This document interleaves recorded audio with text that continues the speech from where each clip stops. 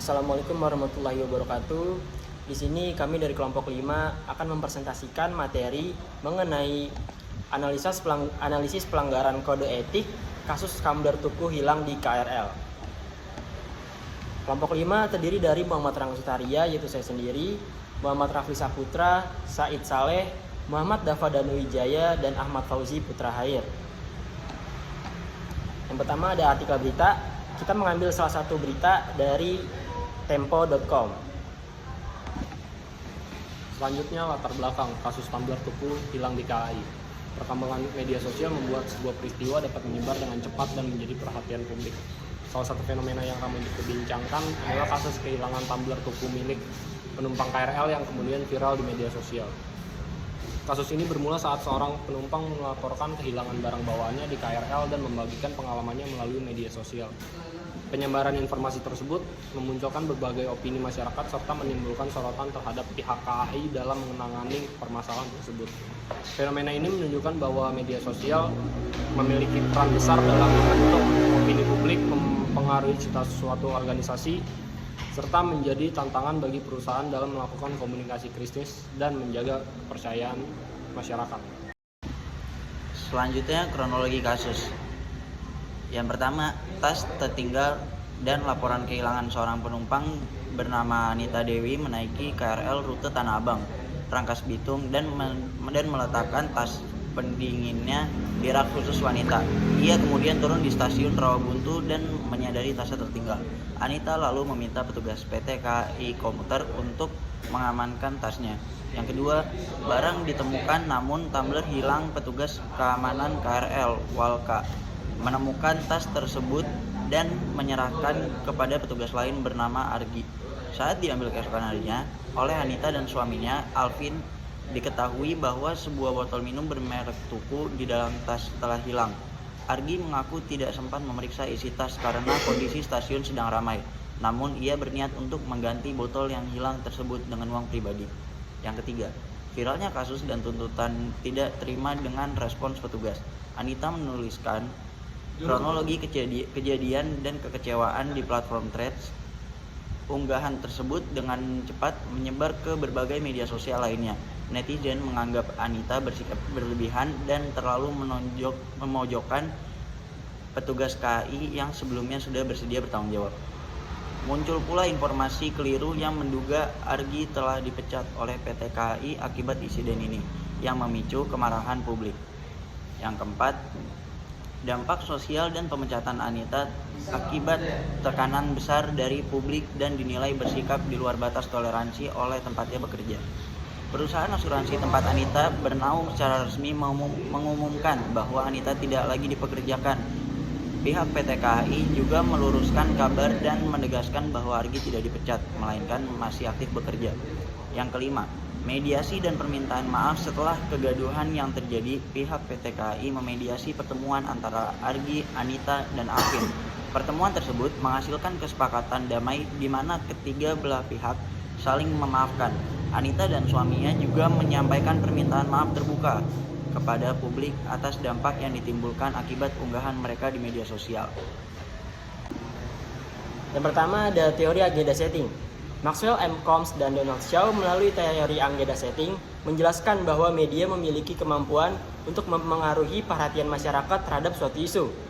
Teori ini menyatakan bahwa media tidak secara langsung menentukan apa yang harus dipikirkan oleh masyarakat, tetapi media dapat menentukan isu apa yang dianggap penting untuk dipikirkan dan dibahas oleh masyarakat. Dalam kasus Tumbler Tuku KAI yang viral, peristiwa kehilangan tumbler pada awalnya hanya merupakan masalah individu dan belum menjadi perhatian publik secara luas. Namun setelah informasi tersebut diunggah dan menyebar melalui media sosial, berbagai akun dan media mulai membahas kasus tersebut secara berulang. Intensitas pemberitaan dan tingginya perhatian publik menyebabkan isu tersebut berkembang menjadi pembahasan yang lebih luas. Tidak hanya mengenai kehilangan barang, tetapi juga terkait keamanan barang bawaan, kualitas pelayanan, serta tanggung jawab KAI terhadap penumpang. Berdasarkan teori agenda setting, semakin sering suatu isu ditampilkan atau dibicarakan dalam media, maka semakin besar kemungkinan masyarakat menganggap isu tersebut penting. Dengan demikian, Kasus Tumbler Tuku KAI menunjukkan bagaimana media sosial dapat mengubah sebuah peristiwa pribadi menjadi isu publik yang mendapatkan perhatian masyarakat secara luas.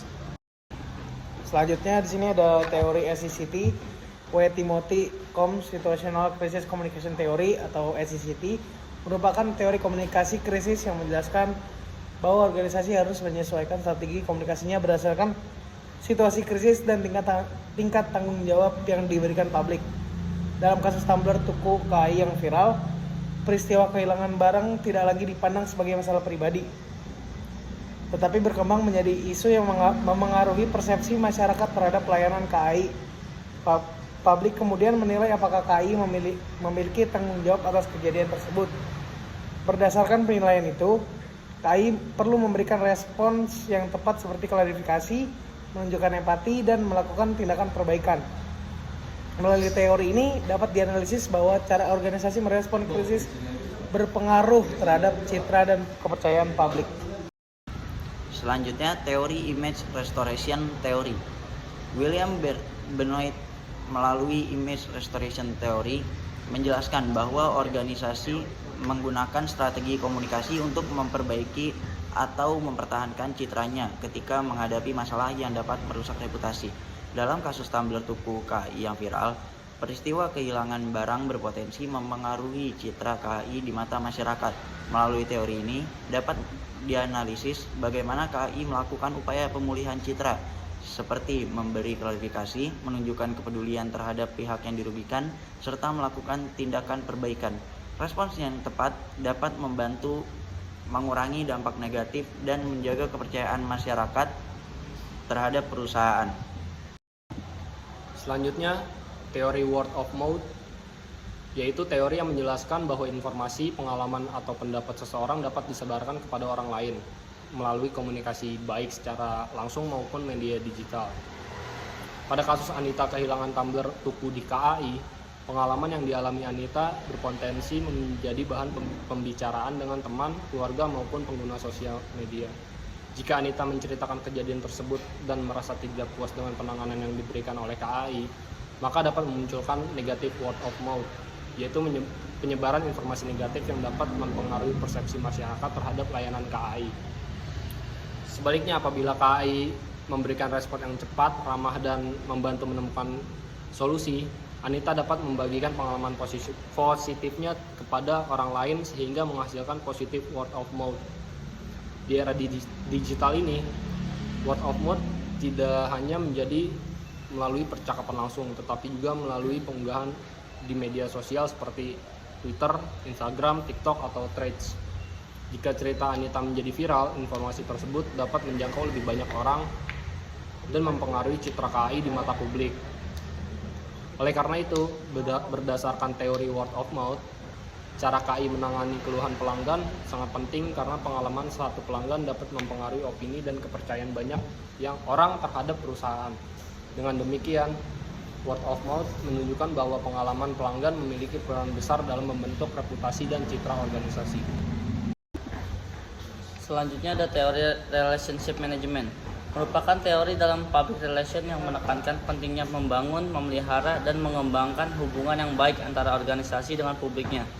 Menurut teori ini, keberhasilan suatu organisasi tidak hanya ditentukan oleh kualitas produk atau layanan, tetapi juga oleh kemampuannya dan dalam menjaga hubungan yang positif dengan pelanggan.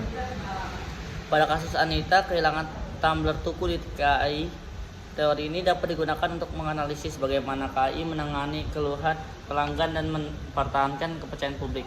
Ketika Anita melaporkan kehilangan tumblernya, respon yang diberikan oleh KAI menjadi faktor penting dalam menentukan kualitas hubungan antara perusahaan dan pelanggan.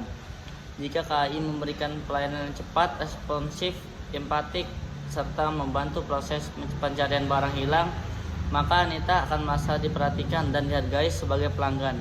Sebaliknya, jika keluhan diabaikan atau ditangani dengan kurang baik, kepercayaan pelanggan terhadap KAI dapat menurun. Dalam perspektif relationship management, penanganan kasus kehilangan barang bukan hanya bertujuan menyelesaikan masalah, tetapi juga menjaga hubungan jangka panjang dengan pelanggan. Oleh karena itu, komunikasi yang terbuka, pelayanan yang responsif, dan kepedulian terhadap kebutuhan pelanggan menjadi kunci untuk mempertahankan citra positif serta loyalitas pelanggan terhadap KAI. Dengan demikian, kasus Anita menunjukkan bahwa kualitas hubungan antara perusahaan dan pelanggan dapat terbentuk melalui cara perusahaan merespon dan menyelesaikan masalah yang dialami konsumennya. Demikian dari kelompok saya, kurang lebihnya mohon maaf. Assalamualaikum warahmatullahi wabarakatuh.